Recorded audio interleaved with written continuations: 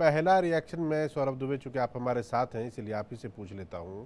आज जैसा कि शिवपूजन कह रहे थे कि वोटिंग परसेंटेज बिहार में अपेक्षाकृत ज़्यादा, और मैं बाकी नंबरों को भी अगर देखूं तो ऐसा लगता है कि पिछली बार के मुकाबले थोड़ा वोट ज़्यादा डला है। अभी 5 बजे तक का है, 6, साढ़े 6, 7 बजते बजते और नंबर बढ़ ही जाएगा। क्या ये इसलिए बढ़ा क्योंकि अब जहां पर वोटिंग हो रही है ये वो इलाके हैं जो इलाके आप कह सकते हैं कि बीजेपी के लिए कंफर्टेबल है, स्ट्रांग होल्ड है, जहां पर उसके वोटर हैं, जहां पर जीतने की संभावना में कोई शक या कोई सुबह नहीं थी, इसीलिए नंबर बढ़ गए। और इससे पहले हमने वहां पर नंबर कम देखा जहां पर कि टक्कर कांटे का था। क्या ये वजह थी? नहीं, देखिए, आपने रिसर्च किया है तो कुछ ना कुछ वजह से किया होगा, लेकिन मुझे लगता है इससे ज़्यादा जो प्रभाव जो दो चरणों में जो कम वोटिंग परसेंटेज रहा, उसके बाद जब प्रधानमंत्री नरेंद्र मोदी जो तीसरे चरण के चुनाव में जब वो वोटिंग करने गुजरात में स्वयं गए, तो सुबह उनसे लोगों को प्रेरणा तो जरूर मिली। और जिस प्रकार से लोगों को भी लगा कि कहीं कम वोट परसेंटेज जा रहा है तो हमारी नैतिक जिम्मेदारी है, हमारा कर्तव्य है और हमारा अधिकार है, और उस अधिकार से हम वंचित क्यों रहे। तो एक मुझे लगता है लोगों के अंदर अपने आप एक जागरूकता आई है, और उस जागरूकता के माध्यम से लोगों ने इस बार बढ़ चढ़ करके, हालांकि उत्तर प्रदेश में भी सुबह सुबह देखने में आ रहा था कि कम वोट परसेंटेज था, लेकिन शाम आते आते धीरे धीरे देख रहे हैं कि वो बढ़ता हुआ आपको दिखाई दे रहा है। तो मेरा मानना है कि जो प्रधानमंत्री श्री नरेंद्र मोदी हैं, लोगों की उनमें आस्था है। लोग जानते हैं कि विश्वास और विकास की प्रामाणिक गारंटी प्रधानमंत्री श्री नरेंद्र मोदी आज की डेट में बने हुए हैं। जिस प्रकार से रोड शो में आप देख रहे हैं, मुझे लगता है 40 लाख से ज्यादा लोग जो है वो बनारस के अंदर हैं इस समय। ये पूरा एनडीए का जो 40 लाख का आंकड़ा थोड़ा ज्यादा नहीं हो गया? नहीं नहीं, मैं इसलिए आपको कह रहा हूं कि ये एनडीए है पूरा यहाँ पर इकट्ठा, ये विभिन्न राज्यों से लोग आए हुए हैं यहाँ पर। और वो सारी बात सही है, लेकिन 40 लाख मुझे लगा थोड़ा ज्यादा। देखिए, मुझे गुप्त सूत्रों से पता चला कि इतना है वहां पे।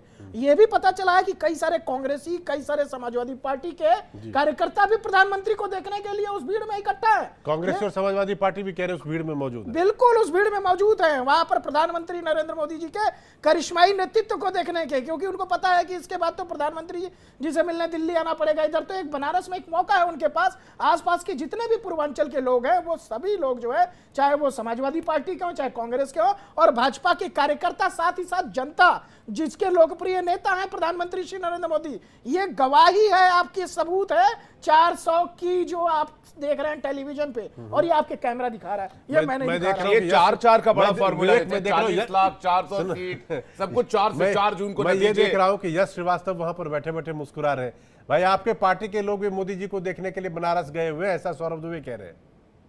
मिहिर जी, कम से कम एक सवाल का जवाब आज हमेशा के लिए सौरभ द्विवेदी ने खत्म कर दिया है। अब ये कोई भी पत्रकार शायद नहीं पूछेंगे कि मोदी नहीं तो कौन, क्योंकि कम से कम यदि फेंकने का अगर क्राइटेरिया होगा तो हमें मालूम है कि विकल्प इस देश में है। तो अब जो बात हो रही थी यहाँ पे वोटिंग परसेंटेज की, तो अभी आपकी रिपोर्ट में बताया जा रहा था कि 2014 में 26% वोटिंग हुई थी जम्मू में, और 2019 में 14% हुई, लगभग आधी। तो ये सवाल जो है, ये नरेंद्र मोदी जी के ट्रैक रिकॉर्ड पर उठता है कि जनता का विश्वास इतना कैसे गिर गया वोटिंग से। और ये मैं इसलिए भी कह सक रहा हूं क्योंकि मैं खुद इस देश के कई हिस्सों में घूमा हूं, और खास तौर से जो अशिक्षित वर्ग है, गरीब लोग हैं, उन्होंने साफ साफ ये अपनी भावना प्रकट की है कि वोटिंग पर से उनका विश्वास उठ रहा है, क्योंकि नेता आते हैं, वादे करते हैं, लंबी लंबी फेंकते हैं, गांव में 40 लाख लोगों को पहुंचा देते हैं और उसके बाद गायब हो जाते हैं। उसमें तो आपकी पार्टी के भी लोग शामिल होंगे ना, सिर्फ एक की बात, सबकी बात कर रहे हैं ना आप। हमारी पार्टी के लोगों के पास काम है मिहिर जी। हम लोग दिन भर किसी एक चैनल पे एक पत्रकार के साथ गार्डन में घूमते हुए इंटरव्यू नहीं देते हैं। हम लोग घूम रहे हैं, पूरा देश 2 बार नाप चुके हैं, आप जानते हैं। तो वोटिंग परसेंटेज का ऐसा है कि मैं फिर से इंसिस्ट करूंगा कि वोटिंग परसेंटेज गिरना भी सरकार के प्रति अविश्वास का सूचक है, क्योंकि जनता को भरोसा ही नहीं है कि वोट देने से कुछ होगा, जो हम आप सब जानते हैं जनता क्या फीडबैक दे रही है। ये कोई बड़ी नई बात नहीं कह रहा हूं मैं। तो जो सवाल उठता है नरेंद्र मोदी जी की रैली करने का, और तेलंगाना में आपने अभी बताया माधवी लता जी, अभी आपके रिपोर्ट दिखाते दिखाते एक नया केस हुआ है तेलंगाना में उन पर। वो ईवीएम मशीन छीनकर भाग गई। वो मशीनें जिनसे वो मैनिपुलेट कर रही थी, ऐसा आरोप था कि वो मशीनें गलत हैं, मैल फंक्शन कर रही हैं, या माधवी लता जी उन पर मैनिपुलेशन कर रही हैं। वो मशीनें वो छीन कर, जो कि सीज हो रही थी, उन्हें छीनकर भाग गई। यही माधवी लता जी बहुत अलग अलग कारणों से मीडिया में रही हैं। वो कारण बताना मेरे लिए जरूरी नहीं है, हम सब जानते हैं। इस तरह की उम्मीद हमें सांसद प्रत्याशियों से नहीं होती। तो इस देश ने ये दिखाया है इस समय हमें, हम सबको, आप, मैं, पूरा मीडिया, पूरी पूरी विधायिका इस बात की जिम्मेदार है, हम सब कलेक्टिवली जिम्मेदार हैं कि जनता का विश्वास वोटिंग पर से उठ रहा है, और ये हमारी उससे भी बड़ी जिम्मेदारी है कि हम उस विश्वास यश, को आपने कहा, ठीक है, आपकी बात, पूरी बात आ गई, आपकी पूरी बात हमने आने दी। मैं ये कह रहा हूं, आपने कहा वोटिंग परसेंटेज गिरा है, लेकिन सिग्निफिकेंटली आप पिछले 3 फेज को देखेंगे, पिछले 3 फेज से इस बार वोटिंग परसेंटेज राइज हुआ है। श्रीनगर की बात आपने की, श्रीनगर में 2014 की बात हमारे रिपोर्टर कर रहे थे, कह रहे थे 16% के आसपास मतदान हुआ था, वही 2019 में 18% के आसपास मतदान हुआ था। इस बार लगभग 40% के आसपास मतदान जा सकता है। 36% मतदान अभी तक लगभग हो चुका है। तो ये फेल्योर है या सक्सेस है? 370 से लोग खुश हैं।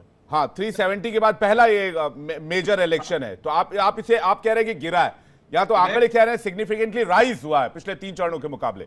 यश, कि 26 से 14 या 16 पहुंचने के बाद अचानक 40 पहुंचा है, तो पूरे कश्मीर में हमें यह भी याद होना चाहिए कि लद्दाख में पूरी की पूरी जनता सड़क पे विरोध कर रही थी 370 का जो भी निर्णय भाजपा ने लिया है उसके खिलाफ, और लद्दाख की जनता चीन के आक्रमण से भी लगातार परेशान है और अपना स्वर उठा रही है।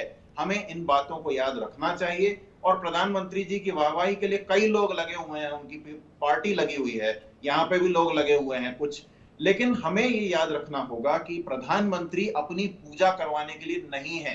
प्रधानमंत्री एक सेकंड यश, इस बात से इत्तेफाक नहीं रखता हूं, मेरी बात सुनिए। आप कह रहे हैं कि भाई वाहवाही करवाने के लिए बिठाए हुए हैं, मैं तो आंकड़ों की बात कर रहा हूं। मैंने तो आपसे सिर्फ आंकड़ों पे सवाल पूछा है। मैंने बोला सिग्निफिकेंटली आंकड़े राइज हुए हैं, तो लोग फ्री होकर वोट कर रहे हैं, वोट करने के लिए सुरक्षित महसूस कर रहे हैं। तो लोग, मैंने कहा ना आपको कि वही लोग सड़क पे भी तो उतरे हुए हैं। 370 का निर्णय उन्हें समझ में नहीं आ रहा है, चीन का आक्रमण उन्हें अजीब लग रहा है कि क्यों हो रहा है, जब मोदी जी हमारे देश को सुरक्षित कर चुके हैं, तो ये आक्रमण हो रहा है। 16% 14% वोटिंग में समझ में नहीं आता था, सब लोग सुकून से थे, इसलिए 14% वोटिंग होता था, किसी को कोई फर्क नहीं पड़ता था। आप ये कह रहे हैं आउटगोइंग यूपीए गवर्नमेंट के समय 26% वोटिंग थी। 2019 तो सर उससे 14% 12% का राइज है। आप इस पर बात कीजिए ना। आप कह रहे हैं कि भाई लद्दाख की अकेली जनता, उन्होंने वोटिंग को 40% तक पहुंचा दिया 26% से उठाकर।